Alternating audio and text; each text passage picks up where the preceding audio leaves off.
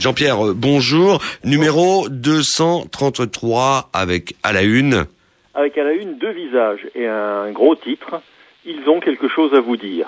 Ces 2 visages sont ceux de Dominique Gros et celui du général Jean-Pierre Martin. 2 personnes que nous avons rencontrées cette semaine et qui nous semblent avoir un message assez particulier à donner à nos lecteurs, notamment donc Jean-Pierre Martin, qui était le patron des forces aériennes installées à Metz, qui va rejoindre maintenant l'inspection générale de l'armée de l'air et qui nous décrypte un peu comment s'est passée la procédure du départ de l'armée de l'air de Metz, aussi bien la base que le commandement, et aussi comment ils ont, eux, ressenti les réactions aussi bien des politiques que de la population. Jean-Pierre Jagère, vous avez fait également un dossier spécial rentrée, ça s'imposait. Oui, ça s'imposait.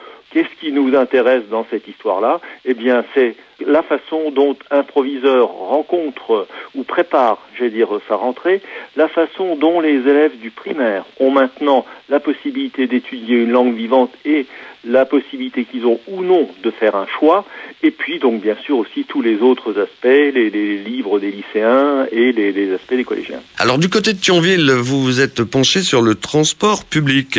Oui, sur les bus. À Thionville, il y avait les bus dits normaux et puis il y a un petit bus qui s'appelait le T-Bus qui fonctionnait un peu à vide. Eh bien, la ville de Thionville, dans une démarche qui semble manifestement aller vers la gratuité à terme des transports publics, a complètement refondu ce T-Bus, le rendant plus grand, plus large et surtout gratuit en très grande partie.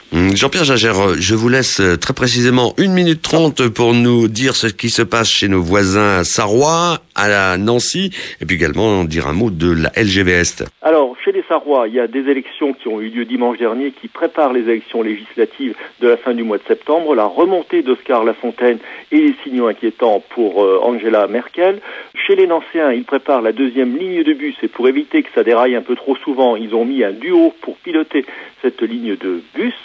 Pour le TGV Est, vous savez, les Lorrains se sont mis d'accord et ont ouvert la porte au TGV jusqu'à Strasbourg. Un mot du site internet où il se passe toujours des choses. Oui, alors le site internet avec notamment toute la présentation de la nouvelle saison de France 3 et puis des débats sur les différentes manifestations, ça s'appelle lasemaine.fr.